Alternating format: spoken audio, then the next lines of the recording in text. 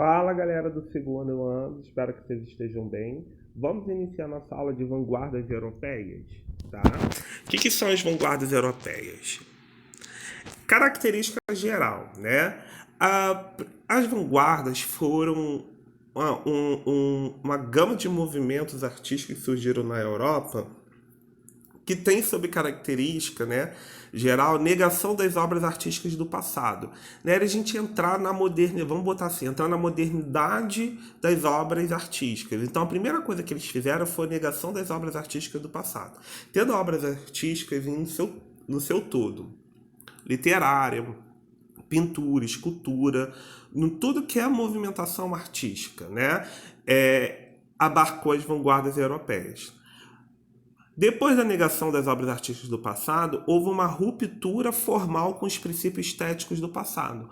Vai se romper com a forma de se fazer a obra literária vindo até esse momento, tá? Invenção de novas técnicas, novos objetos estéticos, experimentalismo, experimentar mesmo no sentido, agressão ao público, simplificação na representação das imagens.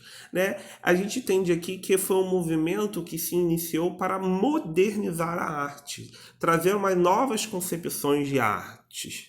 E entrar, vamos dizer assim, na era moderna, no século XXI, das obras literárias e obras artísticas no geral. O que a gente tem que pensar no contexto histórico? Olha, avanço científico e tecnológico, supervalorização do progresso e o enaltecimento das máquinas. Vamos dizer aqui que a vida está ficando mais moderna, né? Crise do capitalismo com a Primeira Guerra Mundial em 1914 e final da chamada Belle Époque. Aquela Belle Époque, ou Belle Époque, que se configurou no mundo de trazer aquelas características da França para as várias concepções artísticas. Aqui no Rio de Janeiro nós passamos por esse momento, tá? A primeira vanguarda que a gente pode falar é do futurismo, arte em movimento. Após a publicação em 1909 do Manifesto Futurista, que define o perfil ideológico do movimento, Marinetti lançou em 1912 o Manifesto da Literatura Futurista, cujas propostas representavam uma verdadeira revolução literária. Então, em 1912, essa concepção futurista entra na literatura. Né? Olha aqui um exemplo de futurismo. Automóvel correndo, de Giacomo Bella, Nina correndo por El Bacon, Giacomo Bella. Olha, há novas ideias de concepção das formas. Né? E o que a gente vai presenciar na literatura é a modernidade, né? A vida moderna nos contextos, né? Como nos contextos dos textos. Né? Como a vida moderna influenciou a vida, né? A vida social na época. Seria mais ou menos essa a ideia do futurismo. Depois a gente vai para o cubismo, que é a simultaneidade de perspectivas. Vamos ler um pouquinho sobre o movimento. O movimento cubista teve início na França em 1907 com o quadro Les Demoiselles de Avignon, As Senhoras de Avignon, do pintor espanhol Pablo Picasso.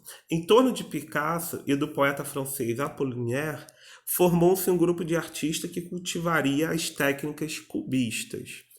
Vamos ver um exemplo que seria essa técnica cubista. Aí eu trouxe Apollinaire e Oswald de Andrade, né? Vamos pensar que a arte cubista, ela pensava na geometria das formas, dos traços, né? Trazer a geometria para o texto. Aí nós temos a ideia de uma pessoa de chapéu, né? Olha como que o texto ele é todo escrito nas formas. Olha, deu forma geométrica para a escrita do texto. E tem que Hípicas, né?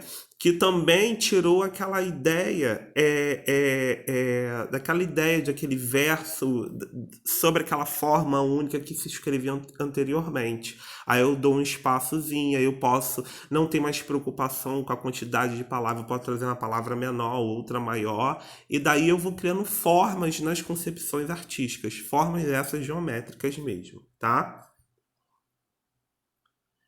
Depois vem o expressionismo, que é a liberdade na expressão do mundo interior, né? Vai surgir na Alemanha e na França o fauvismo, fins do século XIX e início do século XX. Diz Julia Argan, o expressionismo se põe como antítese do impressionismo, mas o pressupõe. Ambos são movimentos realistas que exigem dedicação total do artista à questão da realidade, mesmo que o primeiro a resolva no plano do conhecimento e o segundo no plano da ação. O expressionismo, que a gente pode botar assim em voga, que é a liberdade que a gente tem de expressar o mundo interior, sem concepções pré-definidas, né? A gente só expressa a forma como o que a gente está sentindo, ou as emoções que a gente está sentindo e põe para fora, né? Vamos aí, o exemplo. O grito de Edvard Munch, né? Olha só que a gente pode pensar nesse quadro. A gente pensa em cores fortes, sem uma determinação geométrica formada. Tu vê que as linhas estão tortas. O próprio menino gritando, ele não tá com aquela concepção, aquele desenho certinho. Tá meio que nos traços ali revelando toda o quê? Toda a expressão interior que esse menino tá passando, né? Que a gente pode dizer que é o desespero. Então, até nas concepções dos traços do movimento artístico, vai expressar esse sentimento esse sentimento de se expressar, de se desesperar, né? Então, necessidade de interpretar a realidade de um modo inédito seria essa ideia do expressionismo, né? A gente vai abarcar, a gente tem que a obra O Grito foi feita, né? Essa pintura foi feita para abarcar todas as crises que a gente estava tendo em época de guerra, né? E o artista foi lá e resolveu dar um grito para isso tudo, né? Para isso tudo. Então, essa é a necessidade de expressar a realidade de forma inédita. Período de quietação, contradição e insatisfação. É um período nervoso, né, para as pessoas, porque o mundo estava passando pela Primeira Guerra Mundial e nunca ninguém tinha passado por isso, né? O mundo todo entrando em guerra.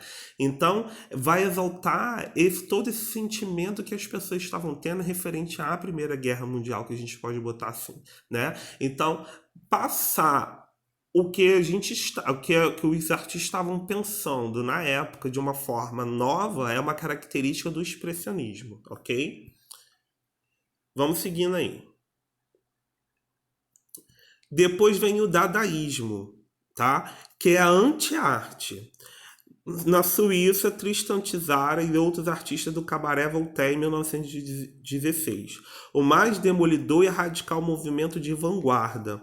A guerra desvendou a barbárie por trás da civilização burguesa ocidental. Era necessário desmascarar os valores ditos civilizados. O que a gente vai pensar no dadaísmo? É um movimento que vai se pensar em arte aquilo que nunca teve ideia que poderia ser artístico, né? Por isso que é essa ideia da anti-arte. A gente vai começar a olhar para as coisas que a gente fala, isso aqui não pode ser arte, mas vai se tornar arte, tá? Era esse momento de revolta. A gente pode botar assim. A gente quer desmascarar esses valores que chegaram a uma guerra. Essa é a ideia do movimento dadaísta. Na literatura, o dadaísmo vai caracterizar-se pela agressividade, pela improvisação, pela desordem, pela rejeição ao tipo de racionalização e equilíbrio, pela livre associação das palavras, pela invenção de palavras com base na exploração do seu significante.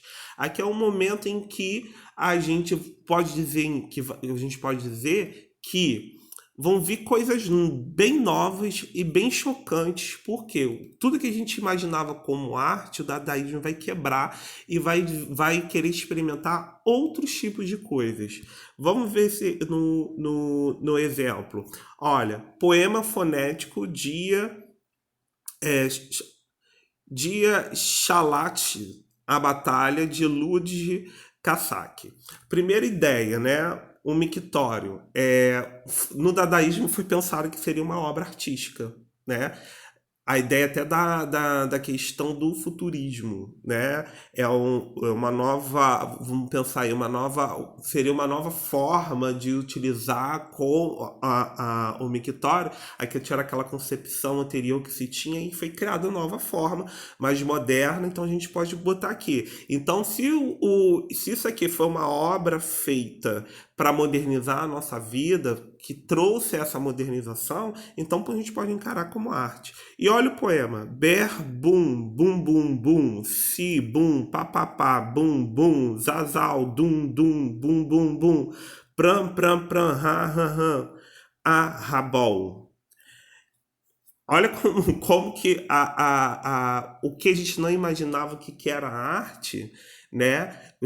Então a gente imaginava que era arte, virou arte. Aí que eu posso fazer até uma livre interpretação. Se eu botar como contexto a Primeira Guerra Mundial, bum, bum, bum. Olha como dá ideia até de, vamos dizer assim, a questão dos tiros. Eu posso chegar a essa interpretação? Pode, dependendo da licença poética e interpretação que eu quero dar por ali, né? Então esse é o dadaísmo, a radicalização. É o que não era considerado como arte, agora vai se tornar arte. Seguindo aí, o surrealismo, combate à razão. Vai surgir na França com André Breton em 1918. O surreal subjaz a noção de real, até então conhecida, né? Acrescenta-se a razão à imaginação, o sonho e a fantasia criadora do inconsciente. A gente pode dizer aqui que o surrealismo ele vai surgir com as ideias de Freud, né? Que é a valorização do subconsciente, o que não é o nosso consciente. Então, com essas ideias de Freud, a gente pode botar para fora, né? Vamos dizer assim, investigar esse subconsciente, o que está escondido na nossa imaginação, que não é consciente para a gente nem para os artistas. Então, esse é o movimento surreal. Diz Breton, creio na resolução futura desses dois estados, aparentemente tão contraditórios, tais seja um sonho e a realidade, em uma espécie de realidade absoluta, de super-realidade, se assim se pode chamar. Vamos seguindo aí.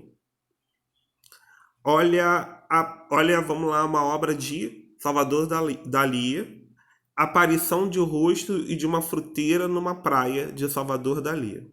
Então, o que a gente pode botar aqui, ó? Há uma fruteira numa mesa em uma praia e no que está revelado no subconsciente é um rosto. Que a gente precisa, vamos botar assim, partir para o campo da imaginação. Para o campo do que não está de consciência para a gente. A gente precisa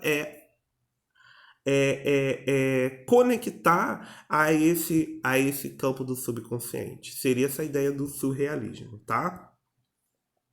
Galera, então essas foram as vanguardas europeias. Espero que vocês tenham gostado. Vamos praticar aí e debater um pouco sobre esse tipo de vanguarda, que todas as vanguardas europeias vai ser um passo importante no Brasil para poder a literatura entrar para o modernismo com a Semana da Arte de 1922. Essa influência que as vanguardas europeias vão trazer nos autores brasileiros, tá? É a concepção de uma obra literária brasileira, mas vão quebrar com as influências europeias novamente, e aqui vai se confrontar para construir uma cultura brasileira. Essa que é a ideia. Qual é a cultura brasileira, né? Essa que é a ideia. Então, o que trouxe as vanguardas europeias a respeito do Brasil: liberdade de criação, liberdade de concepções, experimentação, né? E esse que é a gente pode botar que é o feeling, né, das vanguardas europeias, que é o sentimento que as vanguardas europeias vai trazer para os artistas no mundo. Liberdade de experimentar obra de arte. Tchau, tchau.